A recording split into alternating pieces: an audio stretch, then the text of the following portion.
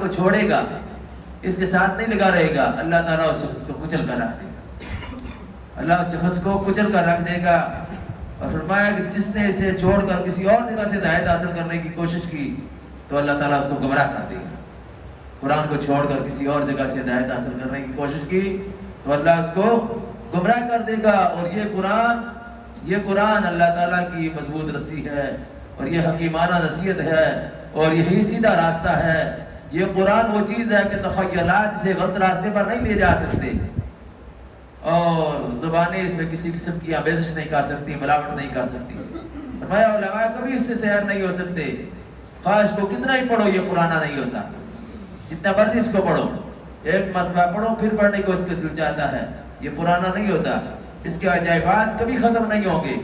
فرمایا یہ قرآن ایسی چیز ہے کہ جب جنوں نے اس کو سنا تو جن یہ کہے بغیر نہ رہ سکے کہ ہم نے ایک بڑا ہی عجیب قرآن سنا ہے، اِنَّا سَمِعْنَا قُرْآنًا عَجَبًا، ہم نے ایک بڑا ہی عجیب قرآن سنا ہے، تو وہ اس پر ایمان لے آئے۔ قرآن میں جنوں کا واقعہ ہے، جن کہتے ہیں کہ ہم پھر اس پر ایمان لے آئے، آمنا بھی، ہم اس پر ایمان لے آئے، اس قرآن پر۔ جو شخص قرآن کے مطابق بات کرے گا، فرمایا وہ صحیح بات کرے گا اور سچی بات کرے گا، اور جو اس کے مطابق عمل کرے گا یقیناً اجر پائے گا، اور جو اس کے مطابق فیصلہ کرے گا وہ سیدھے راہ۔ فرمایا کہ وہ عدل کا فیصلہ کرے گا، انصاف کا فیصلہ کرے گا، جو لوگوں کو اس کی پیروی کی دعوت دے گا کہ اس کی پیروی کرو اس قرآن کی، وہ سیدھے راستے کی طرف لوگوں کی رہنمائی کرے گا۔ یہ حضور صلی اللہ علیہ وسلم نے ارشاد فرمایا۔ تو اس ارشاد کی روشنی میں اگر دیکھا جائے تو اہل ایمان نے اپنی زندگی کا قرآن کو واقعی دستور بنا لیا ہے اور اپنی زندگی کا منشور بنا لیا ہے کہ اہل ایمان اپنی زندگی قرآن کے مطابق گزارتے ہیں۔ یہ آخری عشرہ رمضان المبارک کا اور اس کی طاعت کراتے ہیں، بڑی بابرکت رہتے ہیں۔ لیلۃ القدر میں قرآن نازل ہوا، اللہ نے قرآن میں یہ بات فرما دی کہ لیلۃ القدر میں قرآن نازل ہوا۔ لیلۃ القدر کس میں ہے؟ آخری عشرے میں ہے، آخری عشرے کی طاعت راتوں میں ہے، اس میں قرآن نازل ہوا۔ اور یہ جو قرآن نازل ہوا یہ مسلمانوں کا دستور ہے، مسلمانوں کا منشور ہے، ان کے زندگی گزارنے کا ایک طریقہ ہے۔ تو حضور صلی اللہ علیہ وسلم نے ہمیں پھر اس کی وضاحت فرما دی، اس پر چل کر خود عمل کر کے ہمیں بتا دیا، اور قرآن نے پھر ہمیں بتایا کہ لَقَدْ كَانَ لَكُمْ فِي رَسُولِ اللَّهِ أُسْوَةٌ حَسَنَةٌ، تمہارے لیے رسول اللہ کی زندگی میں بہترین نمونہ ہے۔ تو قرآن پر چلنے کا کیا انجام ہوگا؟ کامیابی ملے گی۔ کیا کامیابی صرف آخرت میں ملے گی؟ آدمی صرف آخرت میں کامیاب ہوگا کہ جنت میں چلا جائے گا، دنیا میں ذلیل ہو کر ٹھوکریں کھائے گا؟ نہیں۔ فرمایا إِنَّ اللَّهَ يَرْفَعُ بِهَٰذَا الْكِتَابِ أَقْوَامًا وَيَضَعُ بِآخَرِينَ، اللہ تعالیٰ اس کتاب کے ذریعے بہت سی قوموں کو اٹھاتا ہے اور بہت سی قوموں کو گرا دیتا ہے۔ قوموں کے عروج و زوال کی داستان اس کتاب کے ساتھ منسلک ہے، اس کتاب کے ساتھ وابستہ ہے۔ جو قومیں اس کتاب کے ساتھ، اس قرآن کے ساتھ اچھا سلوک کریں گی ان کو عروج نصیب ہوگا، ان کو ترقی نصیب ہوگی، ان کو اللہ تعالیٰ بلندی نصیب فرمائے گا۔ لیکن کیا جو طریقہ ہمارے ہاں رائج ہے قرآن کے ساتھ محبت کرنے کا، واقعی یہی طریقہ ہے قرآن کے ساتھ محبت کرنے کا کہ اپنی زندگی میں تو قرآن کو لاؤ نہیں، ہماری زندگی میں اس کو پسے پشت ڈال دو، ساری زندگی اس کے خلاف گزارو اور کہو کہ اس کی طرف کانڈ کر کے نہیں ٹرنا، کانڈ کر کے نہیں ٹرنا۔ غلط مطلب لوگوں نے لے لیا ہے، یہ کانڈ کر کے ٹرنا نہیں ہوتا۔ کانڈ کر کے ٹرنے کا مطلب یہ ہے کہ قرآن کے سارے احکامات ایک طرف ہیں اور تیری زندگی دوسری طرف جا رہی ہے، تیری زندگی قرآن کے مطابق ہونی چاہیے۔ کانڈ کرنا یہ ہے، یعنی ادھر کانڈ کونا کی تھی جب ساری زندگی کانڈ کی تھی رکھی، پوری زندگی قرآن کے خلاف گزاری ہے، کانڈ کوئی نہیں ہے، معاملات قرآن کے خلاف، انفرادی زندگی سے لے کر اجتماعی زندگی تک قرآن کے خلاف، اپنے لین دین کے طریقہ کار سارا قرآن کے خلاف، اپنی ساری پیدا ہونے سے لے کر مرنے تک زندگی قرآن کے خلاف۔ کیا جی قرآن لے پسے کانڈ نہیں کرنی؟ جی سنتے آئے قرآن پسے کانڈ نہیں تو اور کی ہے؟ جی ہے کانڈ کرنا، پشت کر کے چلنا۔ اور جس نے اعراض کیا، قرآن سے منہ موڑا، اس کی طرف پشت کر کے چلا۔ یہ پشت کر کے چلنا نہیں جو آپ لوگ چلتے ہیں، ایسے کر کے بعض لوگ چلنا شروع کر دیتے ہیں، سیدھے ہو کر چلنا شروع کہ قرآن کھلے ہے جی سیدھے ہو کر چلو، یہ بھی ٹھیک ہے، اس کے ادب کے تقاضے ہیں، لیکن اس سے بڑی گستاخی اور اس سے بڑا ظلم نہیں ہو سکتا یہ ڈرامہ بازی ہے کہ ساری زندگی اس کے خلاف گزارنے کی کوشش کی جائے اور قرآن سامنے کھلا ہوا تو ایسے کر کے چلا جائے۔ یہ کیا طریقہ ہے؟ قرآن کے مطابق زندگی گزارنے کا اصل حکم دیا گیا ہے۔ فرمایا وَمَنْ أَعْرَضَ عَنْ ذِكْرِي فَإِنَّ لَهُ مَعِيشَةً ضَنْكًا، جو قرآن سے اعراض کرے گا اللہ اس پر دنیا میں معیشت تنگ کر دے گا۔ معاشرت معیشت جو ہے اس کا کاروبار، اس کے رزق کے وسائل تنگ ہو جائیں گے اس پر. ومن اعرض عن ذکری فإن له معیشۃ ضنکا ونحشره یوم القیامۃ اعمی. فرمایا قیامت کے دن ہم اس کو اندھا اٹھائیں گے، قیامت کے دن اس کو اندھا اٹھائیں گے. کیا وہ کہے گا؟ قال رب لما حشرتنی اعمی وقد كنت بصیرا. یا اللہ میری تو نظر ٹھیک تھی، میں جب مرا تھا میری آنکھیں ٹھیک تھی، یہ کیا کیا تو نے مجھے اندھا اٹھایا؟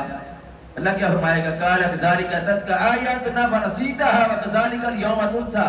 تیرے پاس میری آیتیں آئی تھی، میرا قرآن تیرے پاس آیا تھا، تو نے اس کو بلا دیا تھا، زندگی ساری اس کے خلاف گزاری تھی، اپنی مرضی کی زندگی گزاری تھی. تیرے شادی بھی اپنی مرضی کے تھے، تیرا مرنا جینا اپنی زندگی مرضی کا تھا، تو رسوم الواحد کا بندہ تھا، تو میرا بندہ نہیں بن کر دنیا میں رہا. آج تو یہ کہتا ہے کہ مجھے اندھا کیوں اٹھایا؟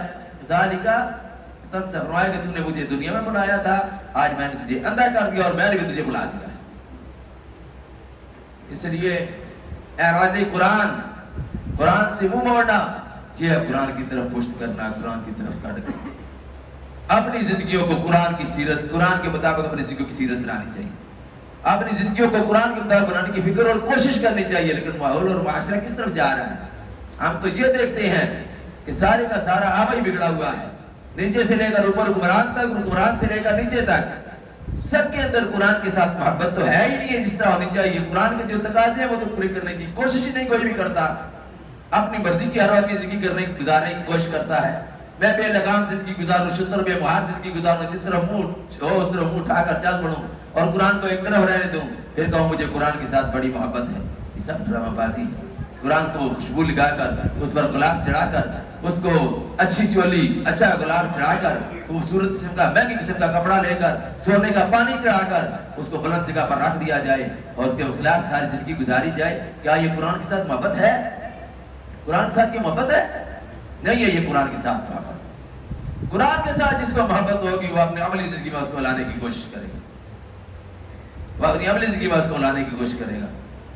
اور حضور صلی اللہ علیہ وسلم نے یہ بات بھی فرمائی کہ والقرآن یلعنہ، قرآن اپنے پڑھنے والوں پر لعنت کرتا ہے. وہ کیسے؟ قرآن پڑھنے والوں پر لعنت کرتا ہے. اگر کوئی ظالم آدمی قرآن پڑھ رہا ہے، قرآن میں اللہ نے فرمایا لعنت اللہ علی الظالمین، ظالموں پر اللہ کی لعنت. اب وہ ظالم جو قرآن پڑھ رہا ہے اس ظالم پر اللہ کی لعنت پڑھ رہی ہے، قرآن اس پر لعنت بھیج رہا ہے. ایک جھوٹا ہے، جھوٹا قرآن پڑھ رہا ہے، قرآن فرماتا ہے لعنت اللہ علی الکاذبین، جھوٹوں پر اللہ کی لعنت. وہ بھی اللہ کی لعنت کا، اس پر بھی اللہ کی لعنت پڑھ رہی ہے کیونکہ جھوٹوں پر اللہ کی لعنت ہے. تو قرآن لعنت بھیجتا ہے اپنے پڑھنے والوں پر بھی، ان پڑھنے والوں پر جن کی ساری زندگی اس کے خلاف ہو یا زندگی کے چند گوشے اس کے خلاف ہو اور ان کی درستگی کی کوشش بھی نہ کریں، فکر بھی نہ کریں. اس لیے اہل ایمان کو اپنی زندگیوں کو قرآن سے مزین کرنے کی کوشش کرنی چاہیے. قرآن کا مہینہ ہے، قرآن کے ساتھ لگاؤ ہونا چاہیے. پھر یہ مہینے کی جو تاک رات ہے 27ویں رات، اس میں پاکستان بھی منا ہے. 14 اگست 27 رمضان 1947، 27 رمضان رات 27ویں کی تھی. اللہ کی شان. لوگ نعرہ بھی لگا رہے تھے پاکستان کا مطلب کیا؟ لا الہ الا اللہ. اللہ نے قرآن نازل بھی 27ویں کو کیا، لیلۃ القدر کی رات میں کیا، جو تاک رہتے ہیں ان میں سے کسی رات میں نازل کیا. اور زیادہ تر ایک روایت 27ویں کے بارے میں بھی ہے.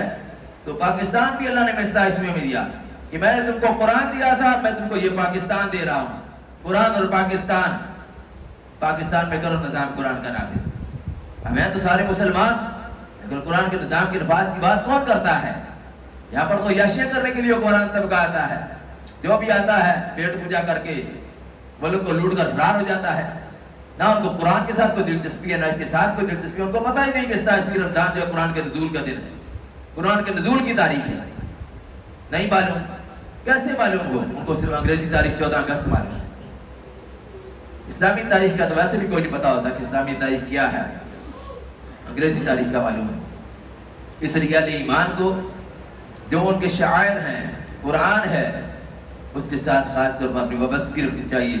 اس کے متعلق معلومات ہونی چاہیے کہ یہ کب نازل ہوا، اس کے احکام کیا ہیں، اس نے رہن سہنے کے کیا طریقے میں بتائے ہیں، دوستی دشمنی کے کیا طریقے بتائے ہیں، حق اور باطل کا کیا طریقہ بتایا ہے، سچ اور جھوٹ کا کیا طریقہ بتایا ہے، صحیح اور غلط کا کیا طریقہ بتایا ہے. ہمارے سامنے سے بالکل ٹوک اور واضح چیز کر دی ہے، بالکل ہر چیز واضح اور روشن ہے.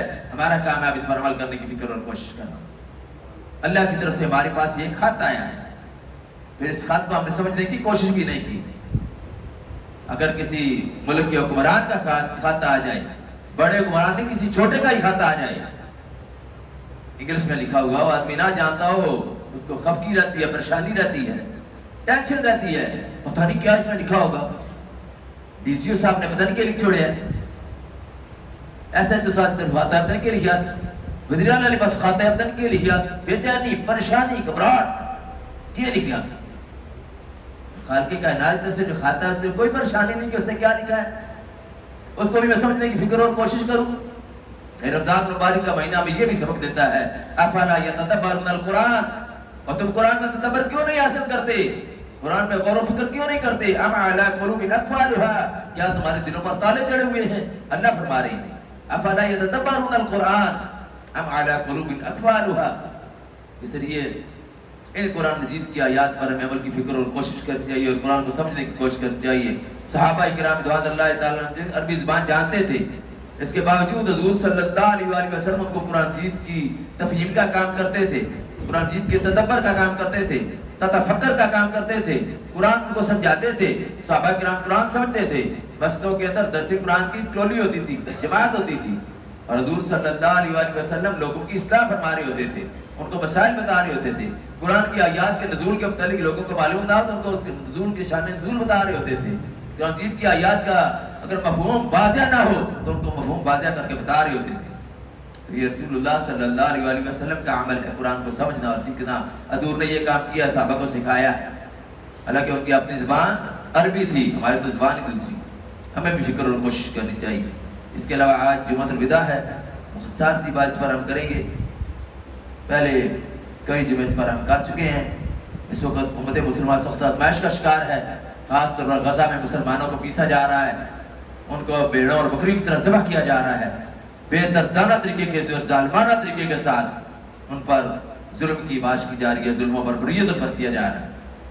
اہل ایمان جو ہے ان کو کچھ نہ کچھ کم از کم دعا کرنی چاہیے، مالی طور پر تعاون کرنا چاہیے، مالی طور پر تعاون کرنا چاہیے۔ ہم اور کچھ تو نہیں کرتے، اتنا کچھ تو کر سکتے ہیں۔ ہاں بعض لوگ ہیں جذبے والے، کتنے لوگ رابطہ کرتے ہیں، کوئی ایسی صورت ہے کہ ہم وہاں پر جا سکیں، ان کی خدمت کر سکیں۔ جان تو چلی جاتی ہے، ایک دن مار جانا ہے، ایسے بستر پر مریں گے، چلو ہم ادھر چلے جائیں، ہمیں ادھر کسی طریقے سے بھیج دیا جائے، لیکن یہ تو حکومت کا کام ہے۔ بارڈر حکومت نے کھول دیا، ہم نے تو نہیں کھول دیں۔ مسلمانوں کو ظلم کے شکنجے سے نجات دلانے کے لیے مسلمان بے چین اور بیدار ہیں۔ مسلمان ہی نہیں، کافر بھی بعض جگہ ان کی ہمدردی کر رہے ہیں کہ بھئی چھوٹے چھوٹے معصوم بچوں کو مارا جا رہا ہے، معصوم بچوں کو ظلم پر ظلم کیا جا رہا ہے، ذبح کیا جا رہا ہے، عورتیں ان کی عصمت دری کی جا رہی ہے، ان پر بھی ظلم و زیادتی کی باش کی جا رہی ہے، نہ گھر ہے، نہ چھت ہے، نہ کھانے کو کچھ میسر ہے، وہ اس طرح کی زندگی گزار رہے ہیں۔ ایسی کیفیت میں جب مسلمان زندگی گزار رہا ہو، ویسے تو اسلام ہمیں یہ تعلیم دیتا ہے کہ کوئی بھی انسان اس طرح کی زندگی گزار رہا ہو، خیر الناس من ينفع الناس، انسانوں میں سب سے بہتر ہوا جو انسانوں کے لیے بہتر ہو۔ تو اس لیے وہ کافر ہی کیوں نہ ہو، اگر ان پر بھی ظلم و ستم کیا جا رہا ہو تو ان کو ظلم و ستم سے نجات دلانا اہل ایمان کی ذمہ داری ہوتی ہے۔ پھر وہ تو ہمارے مسلمان بھائی ہیں جن پر ظلم ہو رہا ہے، وہ تو وہ لوگ ہیں جن کے بارے میں حضور صلی اللہ علیہ وسلم کہا کہ المؤمن للمؤمن كرجل واحد، سارے مسلمان ایک جسم کی طرح ہیں۔